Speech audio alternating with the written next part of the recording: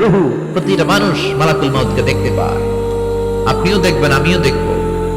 মুমিনদের কাছে এসে মালাকুল মাউত একজন যুবকের বেশে সাদা ধবধবে জুব্বা পরে সুগন্ধি মেখে মুমূর্ষু ব্যক্তির শিয়রে বসে বলে, ইয়া আইয়াতুহান নাফসুল মুতমাইন্নাহ, হে প্রশান্ত আত্মা, উখরুজি ইলা মাগফিরাতুল্লাহি ওয়া রিদওয়ানি, আল্লাহর ক্ষমা আর দয়ার দিকে বের হয়ে আসো। বলা মাত্রই মুমিনের আত্মাটা স্মুথলি বের হয়ে আসে। কাফান মিন আকফানিল জান্নাহ, হানুত মিন হানুতিল জান্নাহ, জান্নাত থেকে আনা সুগন্ধি কাফনের মধ্যে পেঁচিয়ে তিনি রূহটাকে নিয়ে ইল্লিনে চলে যায়। সরাসরি দেখে মালাকুল মাউতকে। আর যারা ইসলাম বিরোধী, কোরআন বিরোধী, তাদের সামনে এসে মালাকুল মাউত ত্রাস সৃষ্টি করে। আগে ধমক। হাইওয়েতে মাঝে মাঝে ডাকাতি হয় না?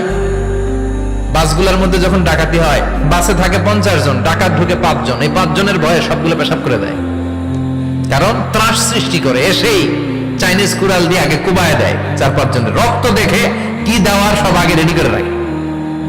মালাকুল মাউত এসে কাফের, নাস্তিক, মুশরিকদের সামনে সেরকম একটা ত্রাস সৃষ্টি করে। ভয়ে লোকটা কাঁপতে থাকে। ওর কাছে ভদ্র ভাষায় কথা বলে না, সুন্দর জামা পরে আসে না, কালো কুচকুচে চেহারা, ভয়ঙ্কর একটা রূপ নিয়ে, আকৃতি নিয়ে ইসলাম বিরোধীদের মাথার সামনে আসে। দুর্গন্ধযুক্ত চেহারার দেহ নিয়ে ধমক দিয়ে বলে, ও পাপাত্তা, ইয়া আইয়াতুহান নাফসুল খাবিসা উখরুজি ইলা গাদাবিল্লাহ, হে পাপাত্তা, আল্লাহর রাগ, ক্রোধ আর গজবের দিকে বের হয়ে আয়। মুমিনের আত্মা বলার সাথে সাথে যেমনি মুমিনের দেহ থেকে বের হয়ে জান্নাতি কাফনের ভেতরে ঢোকে, কাফেরদের আত্মাও কি এরকম তাড়াতাড়ি বেরোতে চায় নাকি? কাফেরদের আত্মা বেরোতে চায় না। ডানে দৌড়, বায়ে দৌড়, সামনে দৌড়, পেছনে দৌড়, আহা, দৌড়াদৌড়ি করে। মালাকুল মাউত এটাকে টেনে হিচড়ে, একটা জীবিত ছাগলকে জবাই না করে তার চামড়া উল্টার দিকে টেনে হিচড়ে বের করলে ছাগলটা যত কষ্ট পায়, এর চেয়ে কমসে কম 70 গুণ বেশি কষ্ট দিয়ে কাফের, মুশরিক আর গাদ্দারদের রূহ কবজ করা হয়। আল্লাহ, এই পরিস্থিতি থেকে তুমি আমাদের বাঁচাও।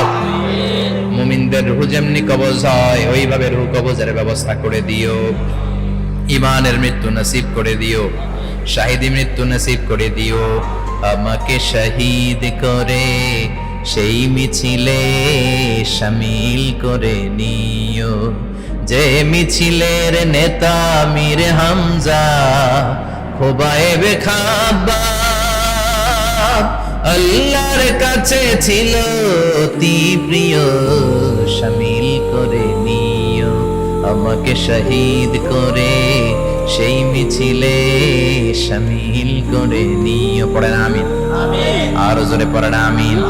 তার মানে বিমান দুর্ঘটনায় হোক, কিংবা লঞ্চ ডুবিতে হোক, কিংবা আগুনে পড়ে হোক, কিংবা আত্মঘাতী হামলায় হোক, যে যেখানেই মারা যায়, কবরের 3টা প্রশ্ন তার জন্য আছে না নাই?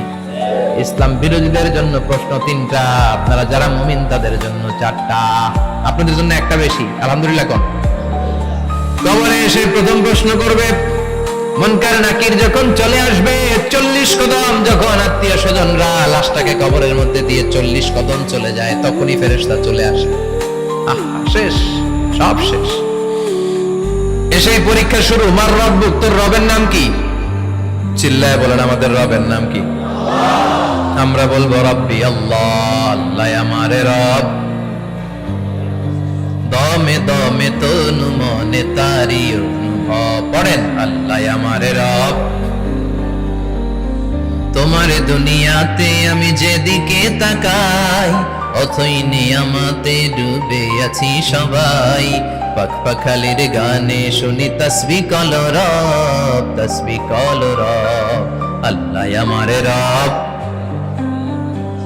প্রথম প্রশ্ন, তোমার রব কে? আমরা বলবো আমাদের রব আল্লাহ। দ্বিতীয় প্রশ্ন, মা দীনুক, তোমার ধর্মের নাম কি? আমরা কি বলবো? তৃতীয় প্রশ্ন, বিশ্বনবীর চেহারা দেখিয়ে বলা হবে, আতারিফু হাদার রাজুল, এই লোকটারে চিনো নাকি? আমরা বলবো চিনি, আমাদের প্রাণের নবী, ঠিক কি না? চাঁদের চেয়ে সুন্দর তুমি নবী, আমার কামলিওয়ালা, দু জাহানের বাদশা তুমি, প্যারা নবী সাল্লাল্লাহু আলা। চাঁদের চেয়ে সুন্দর তুমি নবী, আমার কামলিওয়ালা, ঠিক কি না? চাঁদের চেয়ে সুন্দর তুমি নবী, আমার কামলিওয়ালা, দু জাহানের বাদশা তুমি, প্যারা নবী সাল্লাল্লাহু আলা। চাঁদের চেয়ে সুন্দর তুমি নবী, আমার কামলিওয়ালা, ঠিক কি না? চাঁদের চেয়ে সুন্দর তুমি নবী, আমার কামলিওয়ালা, দু জাহানের বাদশা তুমি, প্যারা নবী সাল্লাল্লাহু আলা। ঠিক কি না? তিনটা প্রশ্নের যথাযথ উত্তর যখন দিয়ে দিলেন, আপনার জন্য অতিরিক্ত আরেকটা প্রশ্ন করা হবে, ওয়ামা ইলমুক, তোমার নলেজ কি? তিনটা প্রশ্নের উত্তর যে তুমি করতে পারলা, কিভাবে পারলা, কেমনে জানলা? নকল করে বলছো নাকি জেনে বুঝে আসছো? নকল হয় না? এখন তো পরীক্ষা চলতেছে বোধহয়। কি পরীক্ষা? এসএসসি পরীক্ষা। নকল হয়? কৃষ্ণপুরে নকল নাই না? এখন মনে হয় এগুলো একটু কমছে। একটা সময় ছিল অনেক নকল হইতো। পাঞ্জাবের ভিতরে নকল, পকেটে নকল, টুপির ভিতরে নকল, মৌজার ভিতরেও নকল, এমনকি মেয়েরাও নকল করে পরীক্ষার হলে আসে না নাই? স্কেলের মধ্যে লিখে নিয়ে যায়, হাতের মধ্যে লিখে নিয়ে যায়, ওড়নায় লিখে নিয়ে যায়, কাপড়ে লিখে নিয়ে যায়, আসে না নাই? ফেরেশতারা বলবে নকল করছো নাকি? কেমনে জানলা? তিনটা প্রশ্নের উত্তর তুমি কেমনে বললা? আল্লাহ তোমার রব, ইসলাম তোমার ধর্ম, এই লোকটা বিশ্বনবী, কেমনে চিনলা? আপনাকে তখন বলতে হবে আমি কোরআন থেকে শিখেছি, আমি হাদিস থেকে শিখেছি, আমি ইসলাম জেনে বুঝে মেনেছি, আমি আন্দাজে কোথাও করি নাই। চিল্লা এখন ঠিক কিনা? আপনাকে বলতে হবে, এজন্য শিখতে হবে, প্রতিনিয়ত ইসলাম সম্পর্কে জানতে হবে, আখের গোছাতে হবে, জীবনটাকে আলোকিত করতে হবে। চিল্লায় বলেন ঠিক কিনা? চারটা প্রশ্নই যখন হয়ে গেল, ফেরেশতারা বলবে আহলান ওয়া সাহলান ওয়া মারহাবান বিক, খোশামদেদ, কংগ্রাচুলেশন, খোশামদেদ, কংগ্রাচুলেশন, সব প্রশ্নের উত্তর তুমি পেরেছো। ফায়ুফসাহু লাহু কবরুহু ৭০ যিরান, আপনার কবরটারে ৭০ হাত লম্বা করে দেয়া হবে। ওয়া ইফতাহু লাহু বাবুন ইলাল জান্নাহ, আপনার কবর থেকে জান্নাতের দিকে দরজা খুলে দেয়া হবে। ওয়া ইউলবাসু মিন লিবাসি আহলিল জান্নাহ, জান্নাতের দুইটা রেশমি কাপড়ের পোশাক এনে আপনারে পরিয়ে দেয়া হবে। আর বলা হবে নাম কানাও মিলা আরুস, ঘুমাও, sleep, you should get some sleep now, তোমাকে লম্বা সময় পাড়ে দিতে হবে, ঘুমাও। কানাও মিলা আরুস, যেমনি বর বাসর রাতে আরামসে ঘুম দেয়, বাসর রাতে যেমনি বর কনেকে নিয়ে মধুর ঘুম দেয়, তুমিও ঘুমাও, কেউ তোমার ঘুম ভাঙবে না। মালাক ইসরাফিলের, কিয়ামতের জন্য ইসরাফিলের সিংহায় যে ফুৎকার আছে, ওই ফুৎকার ছাড়া কোনো কিছুই তোমার ঘুম ভাঙাতে পারবে না। আলহামদুলিল্লাহ পড়েন। আল্লাহ আমরাও যেন চারটা প্রশ্নের উত্তর দিয়ে লম্বা একটা ঘুম দিতে পারি, পড়ে না আমিন। ওয়াম্মাল কাফির ওয়া আহলুশ শিমাল, আর ইসলাম বিরোধী যারা, তাদের সামনে আসবে মালাকান আসওয়াদান আজরাকান, কৃষ্ণ বর্ণের দেহ, নীলাভ বর্ণের দুটো চোখ, গায়ের রং কালো, চোখের রং নীল, দেখতে কেমন লাগে? আলিফ লাইলার ভূতের মতো। কথা কন, গায়ের রং কালো, চোখের রং নীল। ফেরেশতা দুইটা আসবে, এসে ত্রাস সৃষ্টি করবে, এসে বলবে বল তোর রবের নাম কি? মার রব্বুক। ইসলাম বিরোধী মুশরিক, কাফের, নাস্তিক এরা বলবে আমি জানি না আমার রবকে, আমি জানি না, আমি তো আজীবন শুধু চেয়ার করেছি, মদ খেয়েছি, আমি ধর্ষণে সেঞ্চুরি করেছি দুনিয়ার বুকে, আমি টেন্ডারবাজি করেছি, চাঁদাবাজি করেছি, আমি মাস্তানি করেছি, আমার দাপটে এলাকার ইসলাম প্রিয়রা বাসায় ঘুমাতে পারে না,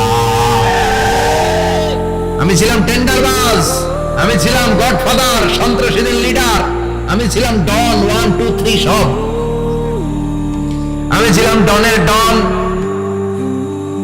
আমি ছিলাম মাস্তান, রংবাজ, রব টপকে আমি তো জানি না। লাদ্রি লাদ্রি, আমার জিজ্ঞেস করো না। আবার প্রশ্ন করা হবে ওয়ামা দীনুক, তোর ধর্মের নাম কি? বলবে লা আদরি, আমার কোনো ধর্ম নাই, আমার কোনো ধর্ম নাই, আমি শুধু মৌজ মাস্তিতে ছিলাম, আমি আনন্দ ফুর্তি করেছি, ইসলাম নিয়ে আমার মাথা ব্যথা ছিল না, আজীবন ইসলামরে আমি বাস দিয়েছি। চিল্লায় বলেন ঠিক কিনা?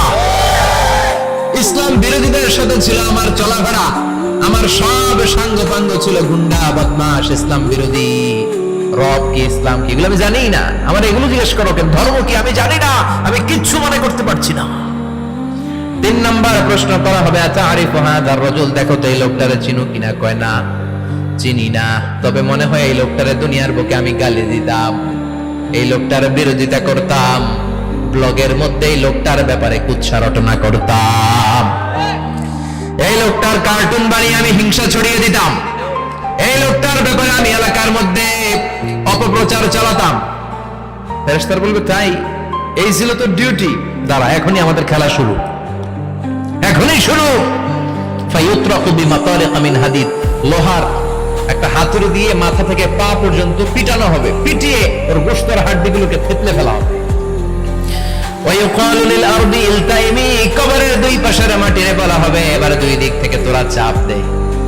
চাপ দেয়া হবে, ধাক্কা ধাক্কি করেও সে সুবিধা করতে পারবে না। মাটি আস্তে আস্তে আস্তে আস্তে দেহের দুই দিকে লেগে এমন জোরে দুইটা চাপ দিবে, ফাতাখতালিফা আতলাউহু, তার ডান পাশের পাজরের হাড্ডি বাম দিকে ঢুকে যাবে, বাম দিকের হাড্ডি ডানে চলে যাবে। বিশ্বনবী বললেন এই হাতুড়ি দিয়ে পিটানোর শাস্তি, কবরের চাপ দেওয়ার শাস্তি চলতেই থাকবে হাত্তাল কিয়ামা, কিয়ামত পর্যন্ত। আল্লাহ এই কবরের শাস্তি থেকে আমাদের বাঁচাও। আমরা এই আযাব পেতে চাই না, আমরা যেন ঠিকভাবে কবরের 4টা প্রশ্নের উত্তর করে দিয়ে লম্বা ঘুম দিতে পারি। আল্লাহ তুমি তৌফিক দাও। এজন্য আল্লাহ বললেন গোলাম দুনিয়া নিয়ে পাগল হয়ে থেকো না, এই দুনিয়ার জীবন আসল জীবন নয়, আসল জীবন হলো কবরের জীবন। জোরে বলেন ঠিক কিনা? এই জন্য মাঝে মাঝে কবরে যাবেন, কবরস্থানে দাঁড়িয়ে চিন্তা করবেন এই জায়গায় আমারও আসতে হবে। দিন যাবে, রাত আসবে, বৃষ্টি হবে, শীত আসবে, কেউ আমার দেখতে আসবে না, একা থাকতে হবে। একা, বড় একা, অন্ধকার, বড়ই অন্ধকার।